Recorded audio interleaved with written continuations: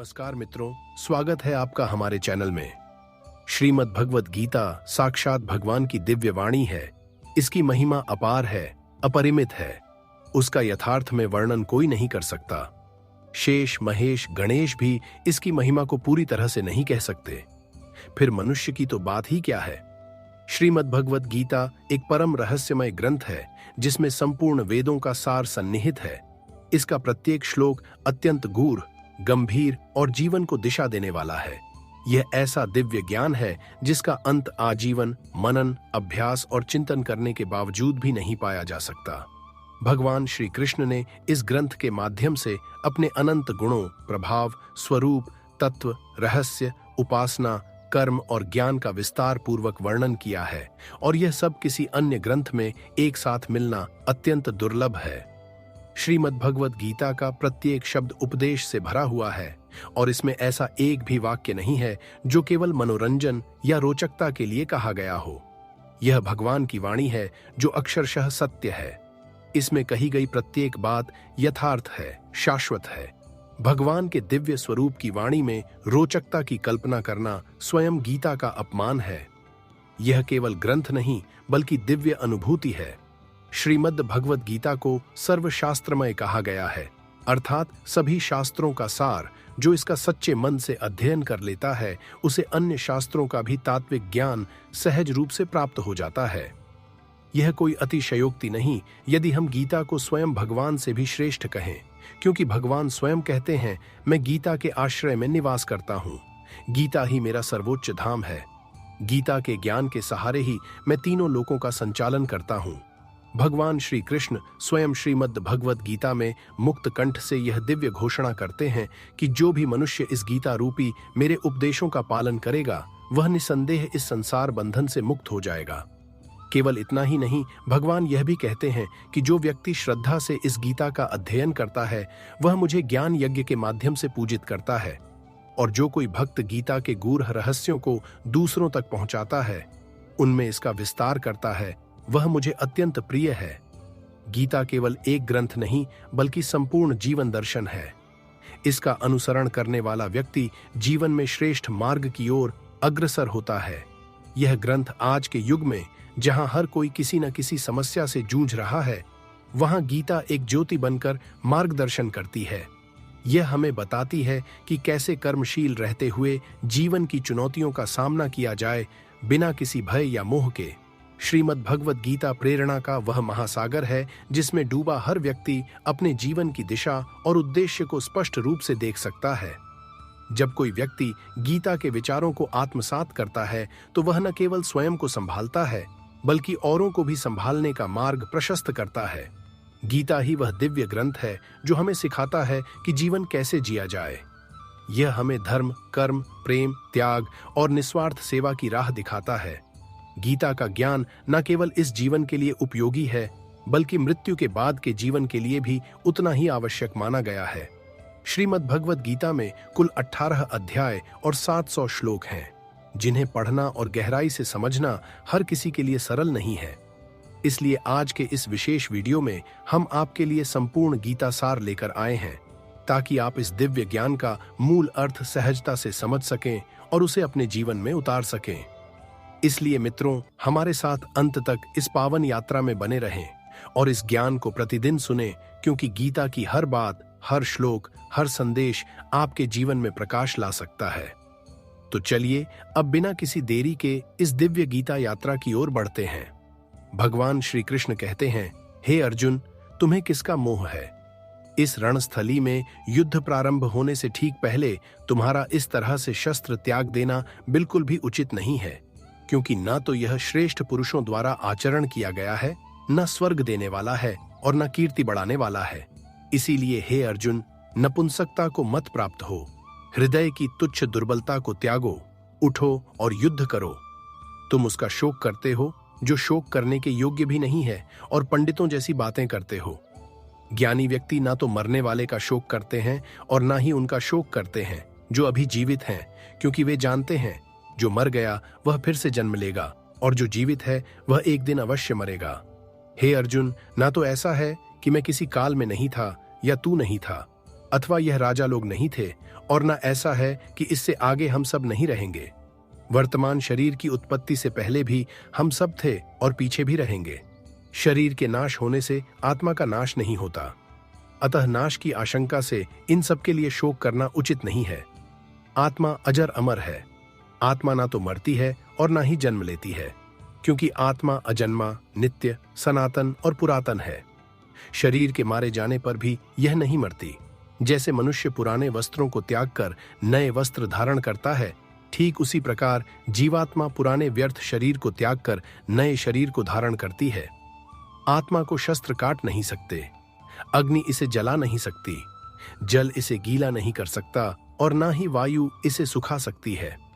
परंतु फिर भी अगर तुम इस आत्मा को सदा जन्म लेने वाला और सदा मरने वाला समझता है, तो भी हे महाबाहो, तू इस प्रकार का शोक करने के योग्य नहीं है, क्योंकि इस मान्यता के अनुसार जन्मे हुए की मृत्यु निश्चित है और मरे हुए का जन्म लेना भी निश्चित है। हे अर्जुन, अपने धर्म से भागकर तुम भय मत करो, क्योंकि क्षत्रिय के लिए धर्मयुक्त युद्ध से बढ़कर दूसरा कोई कल्याणकारी कर्तव्य नहीं है। हे पार्थ, अपने आप प्राप्त हुए और खुले हुए स्वर्ग द्वार रूपी इस प्रकार के युद्ध को भाग्यवान क्षत्रिय लोग ही पाते हैं। किंतु अगर तुम इस धर्मयुक्त युद्ध को नहीं करोगे तो स्वधर्म और कीर्ति को खोकर पाप को प्राप्त करोगे तथा युगों युगों तक तुम्हारी अपकीर्ति की चर्चा होगी। सम्मानित पुरुष के लिए अपकीर्ति मौत से भी बढ़कर है। या तो तुम युद्ध में मारा जाएगा और स्वर्ग को प्राप्त होगा, या तो संग्राम में जीतकर पृथ्वी का राज्य भोगेगा। इस कारण हे अर्जुन, उठ और युद्ध कर। जय पराजय, लाभ हानि और सुख दुख को समान समझकर युद्ध के लिए तैयार हो जा। इस प्रकार युद्ध करने से तू पाप को नहीं प्राप्त होगा और यही तुम्हारा सबसे बड़ा धर्म और कर्म है। भगवान श्री कृष्ण कहते हैं, कर्म योग ही वह योग है जिसके माध्यम से हम अपनी जीवात्मा से जुड़ पाते हैं। कर्म योग हमारे आत्मज्ञान को जागृत करता है। इसके बाद हम न केवल अपने वर्तमान जीवन के उद्देश्यों को, बल्कि जीवन के बाद की अपनी गति का पूर्वाभास प्राप्त कर सकते हैं। इस योग में कर्म के द्वारा ईश्वर की प्राप्ति की जाती है। श्रीमद् भगवद गीता में कर्म योग को सर्वश्रेष्ठ माना गया है। गृहस्थ और कर्मठ व्यक्ति के लिए यह योग अधिक उपयुक्त है। कर्म योग सिखाता है कि कर्म के लिए कर्म करो, आसक्ति रहित होकर कर्म करो। कर्म योगी इसीलिए कर्म करता है कि कर्म करना उसे अच्छा लगता है और इसके परे उसका कोई हेतु नहीं है। कर्म योगी कर्म का त्याग नहीं करता, वह केवल कर्म फल का त्याग करता है और कर्म जनित दुखों से मुक्त हो जाता है। उसकी स्थिति इस संसार में एक दाता के समान है और वह कुछ पाने की कभी चिंता नहीं करता। वह जानता है कि वह दे रहा है और बदले में कुछ मांगता नहीं, और इसीलिए वह दुख के चंगुल में नहीं पड़ता। कर्म फल का त्याग कर धर्मनिरपेक्ष कार्य का संपादन भी पूजा के समान हो जाता है। संसार का कोई कार्य ब्रह्म से अलग नहीं है, इसीलिए कार्य की प्रकृति कोई भी हो, निष्काम कर्म सदा ईश्वर को ही समर्पित हो जाता है।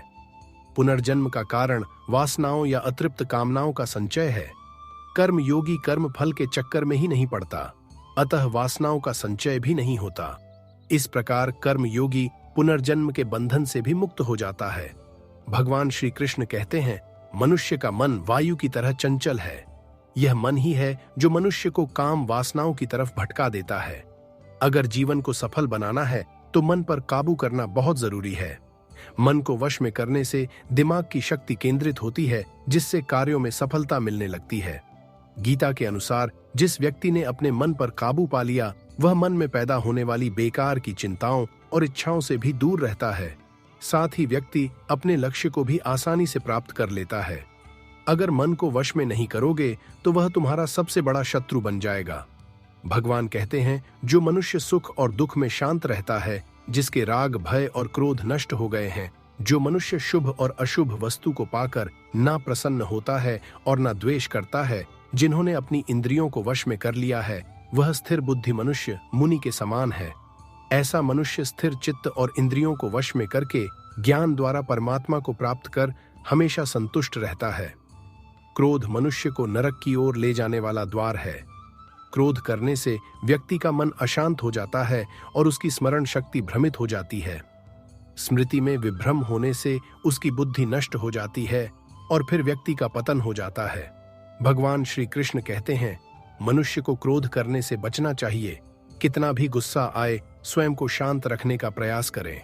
भगवान श्री कृष्ण कहते हैं, जिस प्रकार समुद्र की स्थिति अचल है, भारी से भारी आंधी तूफान आने पर या अनेक नदियों के जल प्रवाह उसमें प्रविष्ट होने पर भी वह अपनी स्थिति से विचलित नहीं होता, मर्यादा का त्याग नहीं करता, उसी प्रकार परमात्मा के स्वरूप में स्थित योगी की स्थिति भी सर्वथा अचल होती है। बड़े से बड़े सांसारिक सुख दुखों का संयोग वियोग होने पर भी उसकी स्थिति में जरा भी अंतर नहीं पड़ता। वह योगी परमात्मा में नित्य, निरंतर, अटल और एक रस स्थित रहता है। जो मनुष्य संपूर्ण कामनाओं को त्याग कर ममता रहित, अहंकार रहित और स्पृहा रहित होकर विचरण करता है, वही मनुष्य शांति को प्राप्त कर पाता है। श्रेष्ठ पुरुष जैसा आचरण करता है, अन्य पुरुष भी वैसा ही आचरण करते हैं। वह जो कुछ प्रमाण देता है, समस्त मनुष्य समुदाय उसी के पद चिन्हों पर अपने रास्ते चुनता है। इसलिए सज्जन व्यक्तियों को सदैव अच्छा व्यवहार करना चाहिए। जो मनुष्य ईश्वर में श्रद्धा नहीं रखते, वह अज्ञानी मनुष्य जीवन में कभी भी सुख, शांति और सफलता को प्राप्त नहीं कर पाते। ऐसे मनुष्य की बुद्धि विपरीत हो जाती है। वे लौकिक और पारलौकिक सभी प्रकार के सुख साधनों को विपरीत ही समझने लगते हैं। इसी कारण वे विपरीत आचरण में प्रवृत्त हो जाते हैं। इसके फल स्वरूप उनका इस लोक में और परलोक में पतन हो जाता है। वे अपनी वर्तमान स्थिति से भी भ्रष्ट हो जाते हैं और मरने के बाद अपने कर्मों का फल भोगने के लिए शूकर, कूकर आदि नीच योनियों में जन्म लेना पड़ता है या घोर नरक में पड़कर भयानक यातनाएं भोगनी पड़ती हैं। भगवान श्री कृष्ण कहते हैं, जो मनुष्य अपने कर्तव्यों का पालन करते हुए विपरीत परिस्थितियों में भी अपने धर्म के मार्ग पर अडिग रहता है और उसके कारण अगर उसकी मृत्यु भी हो जाती है तो वह मृत्यु भी उसके लिए परम कल्याणकारी बन जाती है और उस मनुष्य को स्वर्ग की प्राप्ति होती है। हे अर्जुन, मेरे और तुम्हारे बहुत से जन्म हो चुके हैं। उन सबको तू नहीं जानता, किंतु मैं जानता हूं। मैं अजन्मा और अविनाशी हूं। मैं समस्त प्राणियों का ईश्वर होते हुए भी अपनी प्रकृति को अधीन करके अपनी योग माया से प्रकट होता रहता हूं। जब जब इस धरती पर धर्म की हानि और अधर्म की वृद्धि होती है, तब तब अधर्म का विनाश और धर्म की पुनः स्थापना हेतु मैं अपने एक नए रूप को रचता हूं और लोगों के सम्मुख प्रकट होता रहता हूं। मनुष्य मेरी जिस भी रूप की पूजा करते हैं, मैं भी उनको उनकी भावना के अनुसार उसी रूप में दर्शन देता हूं। मनुष्य जिस जिस भाव से मेरी उपासना करते हैं, मैं उनके उस भाव का ही अनुसरण करता हूं। जो मेरा चिंतन करता है, उसका मैं चिंतन करता हूं। जो मेरे लिए व्याकुल होता है, उसके लिए मैं भी व्याकुल हो जाता हूं। जो मुझे अपना सर्वस्व अर्पण देता है, मैं भी उसे अपना सर्वस्व अर्पण कर देता हूं। इस मनुष्य लोक में सांसारिक भोग के लिए लोग इंद्र आदि देवताओं की उपासना करते हैं, क्योंकि देवताओं का पूजन करने वालों को उनके उपासना का फल तुरंत मिल जाता है। लेकिन मैं ऐसा नहीं करता हूं।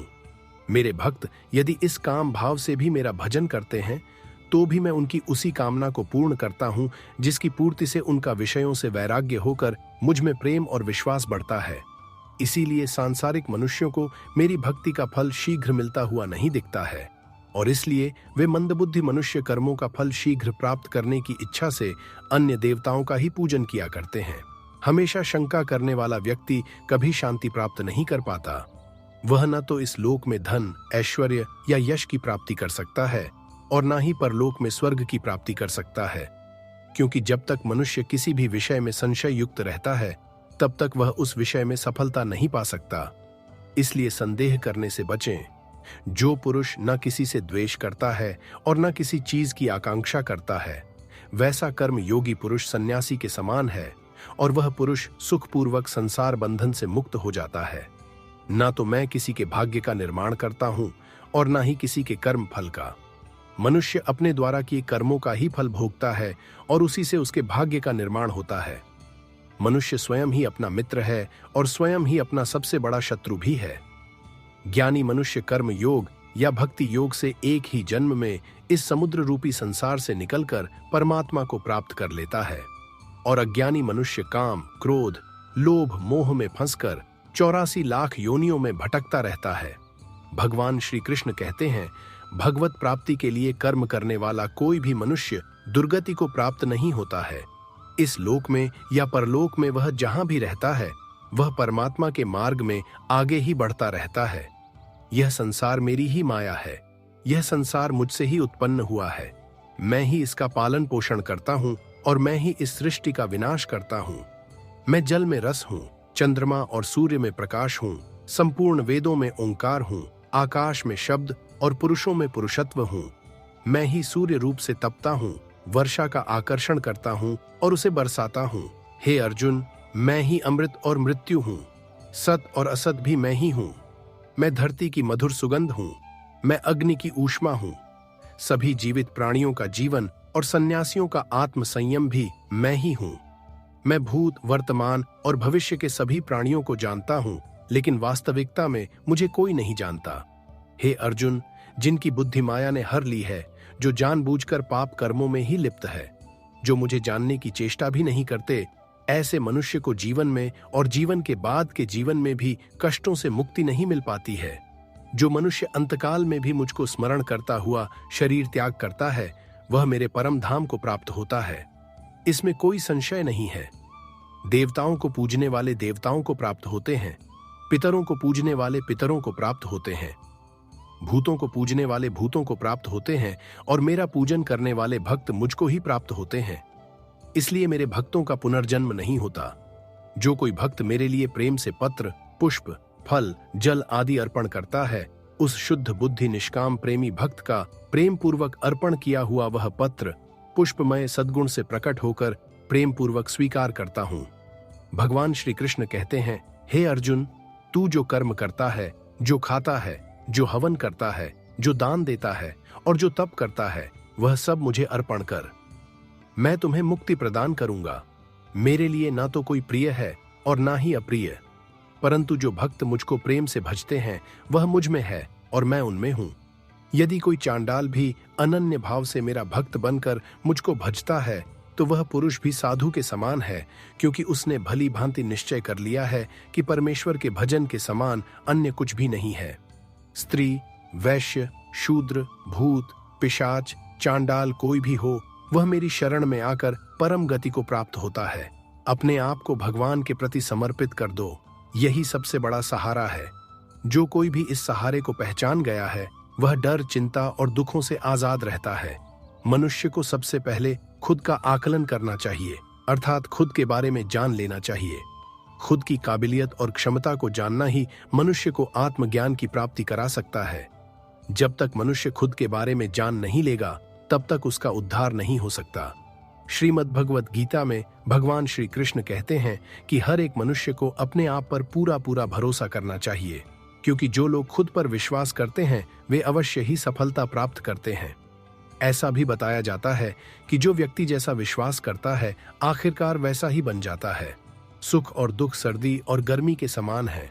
आज अगर दुख है तो कल सुख भी अवश्य होगा। इसलिए इन दोनों ही परिस्थितियों में मनुष्य को संयम से काम लेना चाहिए। जो मनुष्य अपने सभी कार्यों में मन लगाकर काम करता है और जो छोटे छोटे कार्यों में भी खुशी ढूंढ लेता है, वह निश्चित ही अंत में सफलता प्राप्त करता है। वहीं दूसरी ओर ऐसे मनुष्य भी होते हैं जो अपने काम को बस एक बोझ समझकर केवल पूरा कर देना चाहते हैं और किसी भी काम को सही ढंग से नहीं करते। ऐसे लोग हमेशा अपने जीवन में पीछे रह जाते हैं। जो लोग स्वार्थी प्रवृत्ति के होते हैं, जो केवल अपना मतलब साधने में लगे रहते हैं, जिन्हें दूसरों की भलाई से कोई मतलब नहीं होता, ऐसे लोगों का कभी भला नहीं होता। श्री कृष्ण ने गीता सार में ऐसे लोगों के लिए इस उपदेश के माध्यम से बड़ी सीख दी है। भगवान कहते हैं, स्वार्थ शीशे में फैली धूल की तरह है, जिसकी वजह से व्यक्ति अपना प्रतिबिंब ही नहीं देख पाता। इंसान का स्वार्थ उसे अन्य लोगों से दूर ले जाकर नकारात्मक हालातों की तरफ धकेलता है, जिसके चलते व्यक्ति अकेला रह जाता है। अगर आप चाहते हैं कि आप भी अपना जीवन खुशीपूर्वक व्यतीत करें, तो इसके लिए यह जरूरी है कि आप अपने स्वार्थ को कभी अपने पास ना आने दें, क्योंकि स्वार्थी मनुष्य दोस्ती भी केवल अपना स्वार्थ निकालने के लिए करते हैं। ईश्वर हमेशा मनुष्यों का साथ देता है। जो व्यक्ति इस प्रभावशाली सत्य को मान लेता है, उसका जीवन पूरी तरह बदल जाता है। सृष्टि का निर्माता ईश्वर ही है, जो संपूर्ण जगत को चला रहा है। वहीं इंसान तो बस ईश्वर के हाथ की एक कठपुतली है। इसलिए इंसान को कभी अपने भविष्य या फिर अतीत की चिंता नहीं करनी चाहिए, क्योंकि हर विकट परिस्थिति में ईश्वर इंसान का साथ देता है और उसे मुश्किल से बाहर निकालता है। इसलिए हम सभी को ईश्वर पर भरोसा रखना चाहिए। श्रीमद् भगवत गीता में श्री कृष्ण ने यह उपदेश दिया है कि अपने काम को पहले प्राथमिकता दें और पहले अपने काम को पूरा करने की कोशिश करें, तभी दूसरों का काम करें। क्योंकि जो लोग पहले अपने काम को नहीं करते और दूसरों का काम करते रहते हैं, वे लोग अक्सर परेशान रहते हैं। जिस प्रकार प्रकाश की ज्योति अंधेरे में चमकती है, ठीक उसी प्रकार सत्य भी चमकता है। इसलिए व्यक्ति को सदैव सत्य के मार्ग पर चलना चाहिए। सत्य कभी दावा नहीं करता कि मैं सत्य हूं, लेकिन झूठ हमेशा दावा करता है कि सिर्फ मैं ही सत्य हूं। इस संपूर्ण संसार में कोई भी व्यक्ति महान नहीं जन्मा होता है, बल्कि उसके कर्म ही उसे महान बनाते हैं। सही कर्म वह नहीं है जिसके परिणाम हमेशा सही हों, अपितु सही कर्म वह है जिसका उद्देश्य कभी गलत ना हो। इंसान हमेशा अपने भाग्य को कोसता है, यह जानते हुए भी कि भाग्य से भी ऊंचा उसका कर्म है जो उसके स्वयं के हाथों में है। जो हुआ वह अच्छा हुआ, जो हो रहा है वह भी अच्छा ही है, जो होगा वह भी अच्छा ही होगा। जो बीत गया उसका पछतावा मत करो और भविष्य की चिंता भी मत करो। अभी तो वर्तमान चल रहा है। भगवत गीता के 9वें अध्याय के 22वें श्लोक में भगवान श्री कृष्ण कहते हैं कि जो मनुष्य मुझ में मन लगाते हैं, मेरी भक्ति करते हैं, मैं उनको वह सब कुछ प्रदान करता हूँ जो उनके पास नहीं है, और जो उनके पास है उसकी रक्षा भी करता हूँ। इसीलिए यह बहुत जरूरी है कि हम अपने बुरे वक्त में परमात्मा पर भरोसा रखें। भगवान श्री कृष्ण कहते हैं, कितना भी बुरा वक्त आ जाए, कभी विचलित नहीं होना चाहिए, बल्कि डटकर उसका सामना करना चाहिए, क्योंकि इस संसार का नियम है, जो आया है उसे दुख का सामना करना पड़ेगा। रोने और चिंता करने से कोई लाभ नहीं होगा, बल्कि इससे दुख और बढ़ेगा। जीवन में आगे बढ़ने और अपनी अलग पहचान बनाने के लिए यदि आपको क्रांतिकारी बनना पड़े, तो इससे पीछे ना हटें। कहने का सीधा मतलब यह है कि जरूरत के हिसाब से खुद में बदलाव करें और समाज के बारे में न सोचते हुए अपने कार्य पूरे करें। जीवन में दोस्तों की भूमिका बहुत अहम होती है। सच्चे दोस्तों की पहचान हमेशा मुश्किल वक्त में ही होती है। जिस तरह भगवान कृष्ण ने पांडवों के मुश्किल समय में उनका साथ दिया था, वैसे ही आपको भी अपने दोस्तों का साथ देना चाहिए। इसके साथ ही आपको ऐसे ही दोस्त बनाने चाहिए जो आपके मुश्किल वक्त में आपके साथ खड़े रहें। जीवन में हार जीत लगी रहती है, लेकिन सफलता सिर्फ उसी व्यक्ति को मिलती है जो अपनी गलतियों और हार से सीख लेकर आगे बढ़ता है। हार कर निराश होना किसी भी समस्या का हल नहीं है। किसी भी परिस्थिति से लड़ने के लिए एक बेहतर रणनीति बनाना बहुत जरूरी है। बिना रणनीति के आप हर मोर्चे पर कामयाब नहीं हो पाएंगे। यदि पांडव भी श्री कृष्ण द्वारा बनाई गई रणनीति का पालन नहीं करते, तो शायद कौरवों के खिलाफ हुए युद्ध में उन्हें जीत नहीं मिलती। मनुष्य अपने हृदय से जो दान कर सकता है, वह अपने हाथों से नहीं कर सकता, और मौन रहकर जो कुछ वह कह सकता है, वह शब्दों से नहीं कह सकता। जो चीजें हमारे दायरे से बाहर हों, उनमें समय गंवाना मूर्खता ही होगी। किसी भी व्यक्ति को ना तो समय से पहले और ना ही भाग्य से अधिक कुछ मिलता है, लेकिन उसे पाने के लिए सदैव प्रयत्नशील रहना चाहिए। गीता के 10वें अध्याय में भगवान श्री कृष्ण कहते हैं, हे अर्जुन, मैं सभी प्राणियों के हृदय में स्थित आत्मा हूँ। संपूर्ण प्राणियों का आदि, मध्य और अंत भी मैं ही हूँ। मैं सूर्य हूँ, मैं विष्णु हूँ, मैं वेदों में सामवेद हूँ, देवों में इंद्र हूँ, इंद्रियों में मन हूँ, मैं ब्रह्मा हूँ, मैं विष्णु हूँ, महेश हूँ, जलाशयों में मैं समुद्र हूँ, पर्वतों में मैं हिमालय हूँ। इस संपूर्ण संसार में तुम जो कुछ भी देख पाते हो, सब मैं ही हूँ। हे अर्जुन, जो न कभी हर्षित होता है, न किसी से द्वेष करता है, न शोक करता है, न कामना करता है, जो शुभ और अशुभ संपूर्ण कर्मों का त्यागी है, वह ज्ञानी मनुष्य मुझको अति प्रिय है। मुझे पाने के 3 तरीके हैं, ध्यान योग, ज्ञान योग और कर्म योग, और इन सब में कर्म योग सबसे प्रधान है। जो मनुष्य अपने को परमात्मा से अलग नहीं समझता और ना ही इस शरीर से अपना कोई संबंध मानता है, वह सदा के लिए जन्म मरण से मुक्ति पा लेता है। जो व्यक्ति आध्यात्मिक जागरूकता के शिखर तक पहुंच चुके हैं, उनका मार्ग है निस्वार्थ कर्म। जो भगवान के साथ संयोजित हो चुके हैं, उनका मार्ग है स्थिरता और शांति। मानव कल्याण ही श्रीमद् भगवत गीता का प्रमुख उद्देश्य है। इसलिए मनुष्य को अपने कर्तव्यों का पालन करते समय मानव कल्याण को प्राथमिकता देनी चाहिए। कोई एक महापुरुष ही आत्मा को आश्चर्य की भांति देखता है, वैसा ही दूसरा कोई महापुरुष ही इसके तत्व का आश्चर्य की भांति वर्णन करता है, तथा कोई अधिकारी पुरुष ही इसे आश्चर्य की भांति सुनता है। और कोई कोई तो सुनकर भी इसको नहीं जानता। यज्ञ से बचे हुए अन्न को खाने वाले श्रेष्ठ पुरुष सब पापों से मुक्त हो जाते हैं, और जो पापी लोग अपना शरीर पोषण करने के लिए ही अन्न पकाते हैं वे तो पाप को ही खाते हैं। अर्थात जो लोग ईश्वर को याद किए बिना केवल जीवित रहने में ही लगे रहते हैं उन्हें चोर समझना चाहिए। हे अर्जुन, बहुत से ऐसे लोग हैं जो कर्म करते हुए ही परम सिद्धि को प्राप्त हुए थे। जनक आदि ज्ञानी जन भी आसक्ति रहित कर्म द्वारा ही परम सिद्धि को प्राप्त हुए थे। इसलिए तू भी उसी प्रकार कर्म कर। हे पार्थ, मेरा इन तीनों लोकों में ना तो कोई कर्तव्य है और ना ही कोई वस्तु प्राप्त करने योग्य है, फिर भी मैं कर्म में ही रत रहता हूं, अर्थात मैं भी कर्म करते हुए अपने कर्तव्य का निर्वाह करता हूं। श्री भगवान कहते हैं, हे पार्थ, यदि मैं कर्मों को करने में सावधानी न बरतूं तो बड़ा अनर्थ हो जाएगा, क्योंकि मनुष्य सब प्रकार से मेरे ही मार्ग का अनुसरण करते हैं।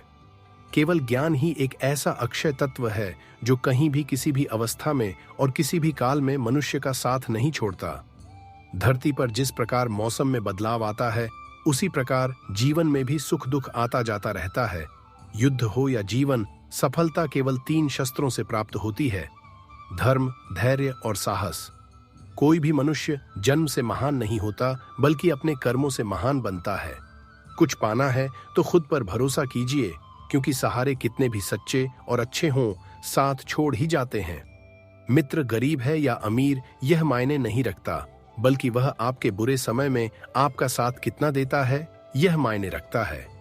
अपना काम बनाने के लिए लोग आपकी तारीफ करेंगे, आपसे रिश्ता बनाने की कोशिश करेंगे, लेकिन उनके व्यवहार को सच मानकर अगर आप फंस जाएंगे तो आगे चलकर आपको ही नुकसान होगा। भगवान श्री कृष्ण कहते हैं, किसी के मीठे शब्दों में कभी मत फंसना, बल्कि आंखें खोलकर इंसान को परखना सीखो। अक्सर आपको चोट वही लोग पहुंचाते हैं जो आपके अपने होते हैं, जो आपके दिल के ज्यादा करीब होते हैं। गीता का यह सबसे महत्वपूर्ण ज्ञान है, क्योंकि महाभारत की लड़ाई परायों की नहीं थी, यह भाइयों की लड़ाई थी, एक ही परिवार की लड़ाई थी।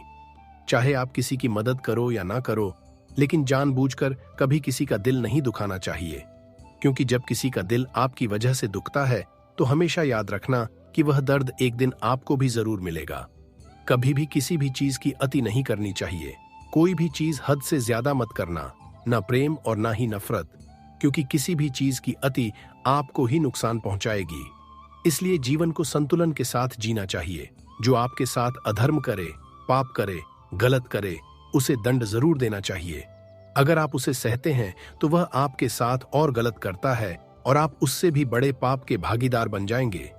इसलिए ज्ञानी व्यक्ति को चाहिए कि वह अपने साथ हो रहे अन्याय का विरोध करना सीखे। जीवन में कभी वह मत करो जो लोग करते हैं, हमेशा वही करो जो तुम्हारे लिए सही है। भगवान श्री कृष्ण कहते हैं, जो मनुष्य मुझसे परम प्रेम करके इस परम रहस्य युक्त गीता शास्त्र को मेरे भक्तों में कहेगा, वह मुझको ही प्राप्त होगा, इसमें कोई संदेह नहीं है। उससे बढ़कर मेरा प्रिय कार्य करने वाला मनुष्यों में कोई भी नहीं है, तथा पृथ्वी भर में उससे बढ़कर मेरा प्रिय दूसरा कोई भविष्य में होगा भी नहीं। जो मनुष्य श्रद्धा युक्त दोषों से रहित होकर इस गीता शास्त्र का श्रवण भी करेगा, वह भी सभी पापों से मुक्त होकर मेरे परम धाम को प्राप्त होगा। मित्रों, मुझे पूर्ण विश्वास है कि आपने इस वीडियो से अवश्य ही कुछ नया सीखा होगा और यह ज्ञान आपके जीवन में लाभदायक सिद्ध होगा।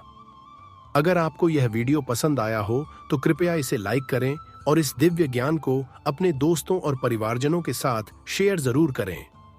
कमेंट में जय श्री राधे कृष्ण लिखना ना भूलें, क्योंकि आपकी यह भक्ति इस यात्रा को और भी शुभ बना देती है। ऐसे ही और प्रेरणादायक और ज्ञानवर्धक वीडियो देखने के लिए हमारे चैनल को सब्सक्राइब जरूर करें और साथ ही घंटी के बटन को दबा दें, ताकि हर बार जब हम श्री कृष्ण की वाणी लेकर आए आप तक सबसे पहले पहुंचे। अंत तक प्रेम पूर्वक मुझे सुनने के लिए आप सभी का हृदय से धन्यवाद। जय श्री राधे कृष्ण। राधे राधे।